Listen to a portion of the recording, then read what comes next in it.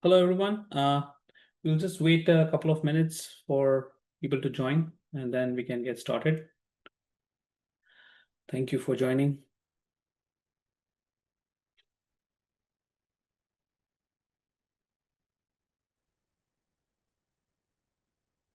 So let's just get started, and we'll hopefully have more people joining soon. So welcome, everyone.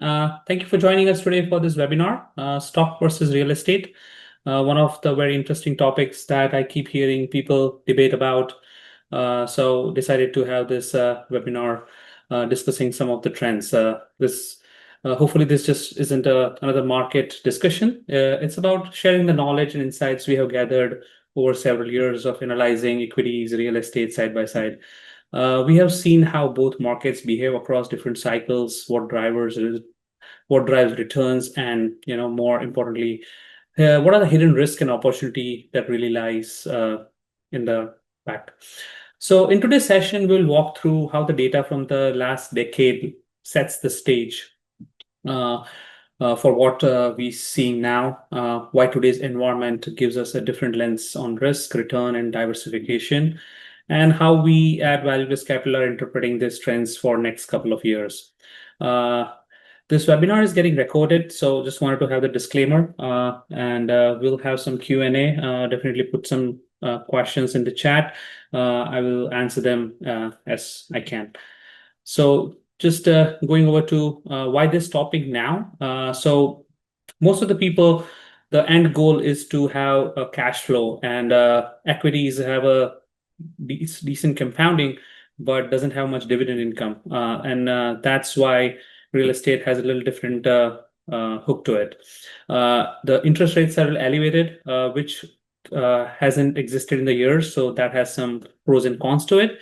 And real estate multifamily market has kind of stabilizing now a little bit, expecting rent growths and lower vacancies, resulting into a little higher NOI moving forward.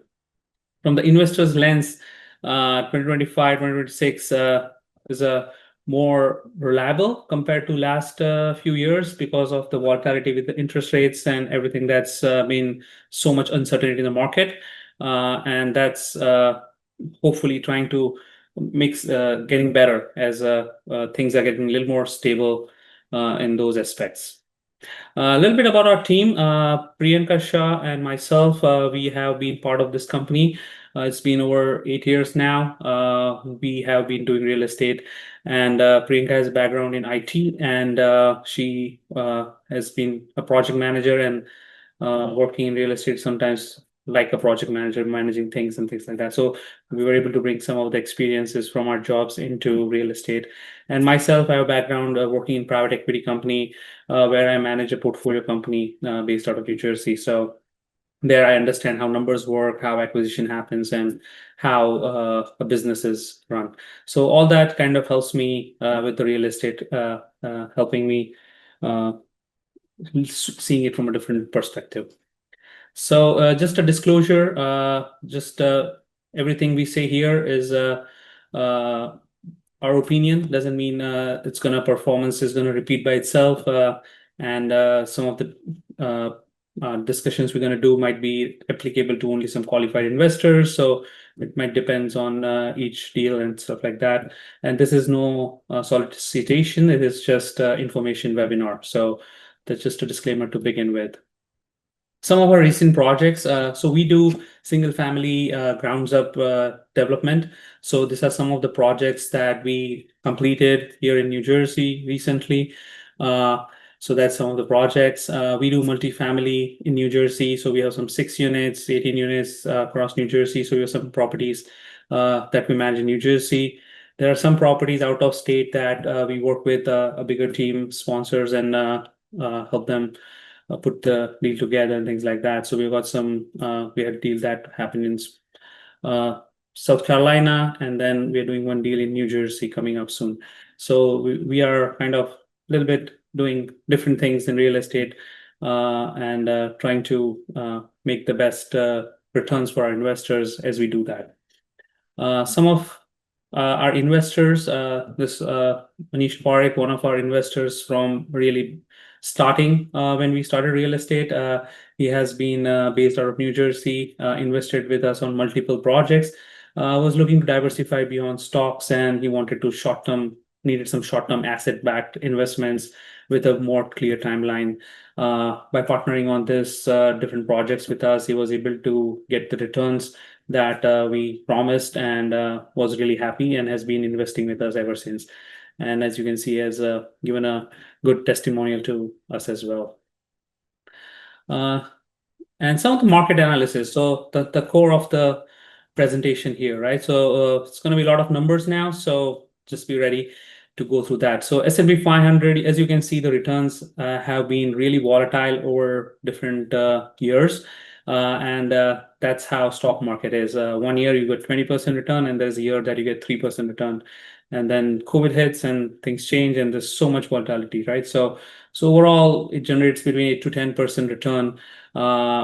It has a major 15% corrections that happened twice in last 10 years. So that's when you see a major corrections.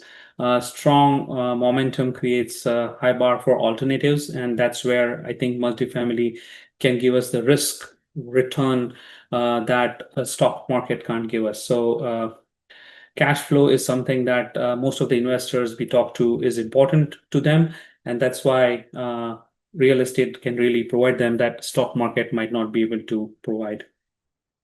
This is dividend yield versus inflation. So as you can see, S&P 500 dividend yields are really, really low. And versus the inflation, it's kind of skyrocketed 2022, kind of coming down, but still nowhere close to where it historically has been. So with this increased inflation, lower dividend yields, and speculation with the growth aspect, it makes it a little risky investing in S&P 500. So this shows the equity concentration. So as you know, some of the big stocks, Tesla and Apple and Nvidia, those have grown substantially, which has resulted into high weight of certain amount of stocks. So this graph shows us how many stocks, the top 10 stocks, the ratio of their composition is S&P 500.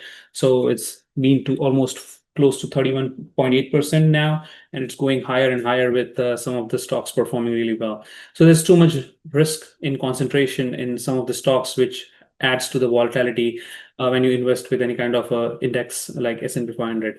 So that's another risk that this brings in. Whereas multifamily has been kind of stable up and down a little bit, but it's still overall projections are showing that rent growth is going to be much more better versus last year. So you can see the graph, the rent growth was 1.8, it went up, and now it's almost 2.2. And this is a nationwide. So again, each areas can have different aspects to it. Vacancy rate, as you can see, has been dropping with home pricing becoming so high. We expect vacancies to stay low because renting is the only best options available.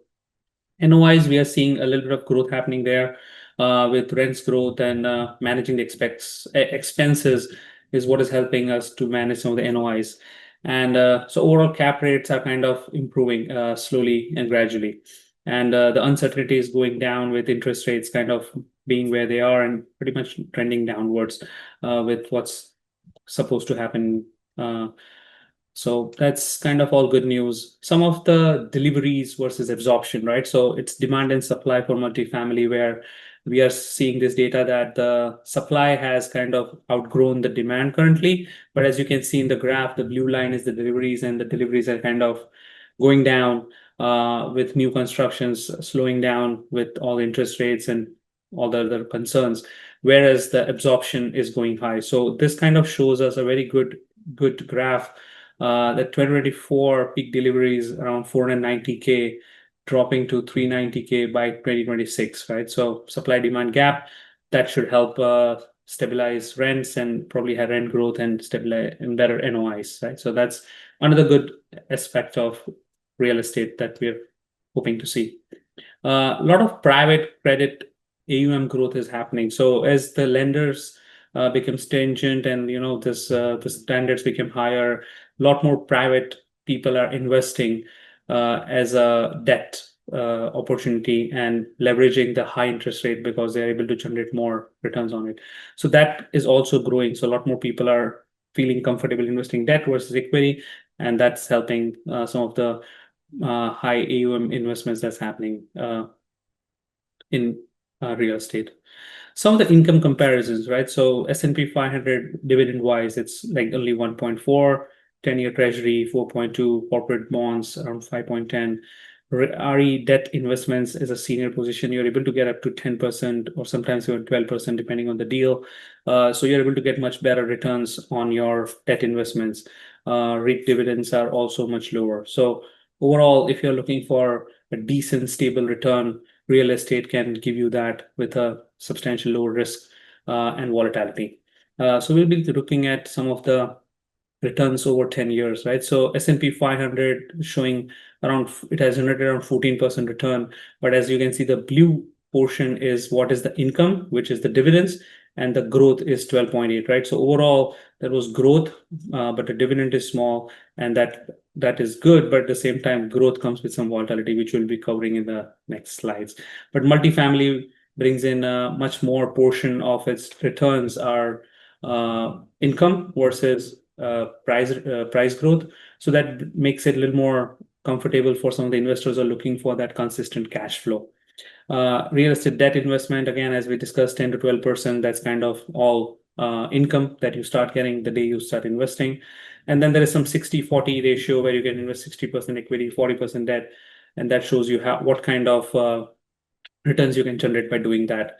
So these are some of the strategies that some of our investors are using to maximize their income as well as growth in their investments. As we were discussing, how about the volatility and liquidity, right? So this is showing us public equities, public markets has got really high liquidity. You can sell your stocks the next day you want, but it has got very high volatility. Something comes up, somebody says something, and the stock market reacts to it, and so there's high volatility. REITs relatively correlated to stock markets. You can see similar liquidity and volatility. Real estate debt, right? That has got less volatility, but has got less liquidity as well. You're locked in for a certain period of time. Real estate equity, similar liquidity score really low, so very little liquidity, but at the same time, volatility is relatively lower than stock market. And bonds, you can see, has got high liquidity, but has some volatility that is similar to equities. So this just gives you an idea of what you get into when you're doing real estate versus public markets, right? So there are pros and cons to both of them. Some of the correlation and diversification, right? So you can see stocks versus bond. For 3 years, the blue one, and for 5 years, it's the purple one. So as you can see, the 3-year correlation, stocks versus bond is kind of 0.15 and negative 0.12, which shows that it is not much correlated, which is a good thing. So that's why people sometimes invest 80% stock, 20% bond, because they want to have non-correlated assets. Stocks versus multifamily equity, it is still correlated, but it is much less correlated than stocks versus REITs or so that's why it is still a little bit impactful. When stock market goes down, real estate feels the heat, but it is not as much correlated. And then you got bonds versus the multifamily equity investments. So there is the least amount of correlation. I guess they are similar to what we're seeing for stock market. So there's some of the data that tells us that when you're looking for diversification, you need to look into all these aspects of how you can maximize your risk adjusted returns. How can you invest in non-diversified assets so that way when something goes down, something is there to balance your portfolio, right? So this is something to keep in mind. So that's what we wanted to really cover on these slides. It's a lot of data. We are just summarizing some of the key highlights that we had discussed in our slides here. So S&P 500 got 1.4% yield, but lags inflation by negative 1.8, right? So stock dividends provide adequate income protection, inadequate income protection against rising costs. So that's where on the other side, real estate, you can get 10% yield, 12%, depending on what kind of deal you get into. And it's much more consistent, 6 to 7 times more than what you can get investing in stock market. So as you can see, our S&P 500 income composition is kind of much lower, much lower on the cash flow versus much higher on the growth, whereas real estate is kind of much more balanced equation over there. Rent growth acceleration is expected as we are seeing that happening in the markets across the nation. So we should be able to improve our NOI because of that. Small rent increases has a compounding effect on the NOI, and that's why that's the most efficient way of increasing our NOI is increasing the income and maintaining your cost. Supplies are coming back down, and that's going to help us with multifamily investments as well. And again, boring is beautiful. That's the logo we go with, because something shiny objects might show you good returns, but then boring is what generally creates a consistent cash flow over a long period of time. So that's where multifamily can really play a big role. As we discuss about top 10 stocks having close to 40% holding in the S&P 500, investing in such kind of concentration can lead to big volatility. Some of the correlation benefits that we get with real estate, as we discuss, can really help us with that market swings. LTV loans have become much more stringent with only 65% LTV. So, the cash flow and everything is much more there to support the property, right? So any new acquisitions that are done are much more safer versus what we had when the interest rates were really low. They were financing 70, 80% sometimes, and then something happens to the interest rates, and now everybody's in trouble. Volatility has been all over the place in stock markets, whereas multifamily has been a little rough in the past, but I think it's going to stabilize moving forward. So we have, as we were saying, our investors have been working with us, and the different strategies that we recommend them, which is 60-40 investing in stocks versus real estate. It creates some kind of a safety net versus those volatility that can see in their portfolio. There is some debt fund allocation that could be done that can be much more safer, and small allocation to real estate can have big impacts over the cash flow, right? If the goal is to get cash flow, I think real estate will get you that. Total return maintained keeps growth potentially while dramatically improving the cash flow. That's what we keep talking about. So that's really helpful. 2025 window of opportunity, because we think that now is a good time to get into real estate as things are kind of getting better. Base rates are a little elevated, but they are slowly coming down. Supply is coming down. It's at peak right now, so that's coming down. Multifamilies are stabilizing. Rents are a little more stable, growing. Vacancies are going down overall nationwide, and there's a massive income gap, so people are not able to afford houses, so they are investing with rentals, and that can help with the multifamily investments. So overall, a snapshot here, as you can see, some of the current income stocks can provide you much lower income, whereas real estate has a much higher income on a cash flow basis. Income reliability, stocks are really volatile. Real estate is kind of steady, and that's why it would be a winner. You've got downside protection, market to market daily. So, right, things swing all the way, whereas multiple layers are there. So depending on how you're investing, there should be much more protection against downside. There is very low correlation, stock market versus real estate. So that makes things a little more attractive.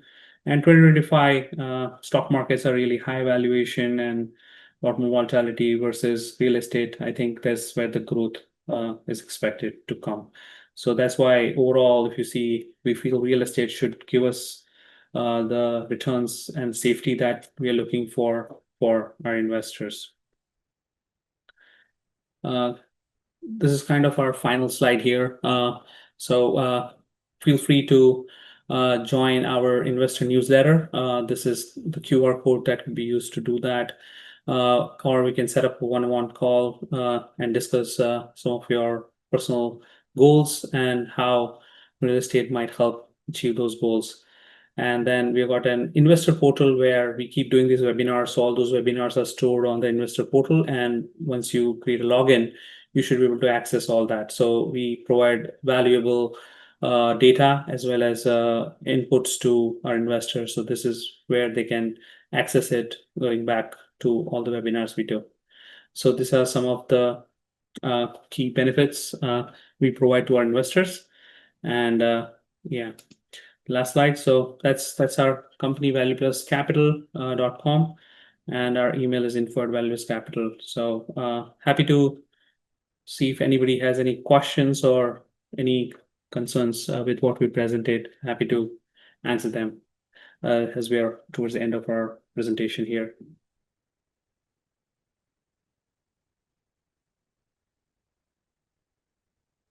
Any concerns or any of the data points or any feedback, any opinion? Okay. Okay, thank you everyone. Really appreciate you joining and hope this webinar was helpful to give you some insights on how real estate performs versus stock market, and can help you take good decisions for your investments. Thank you everyone. Have a nice day. Bye.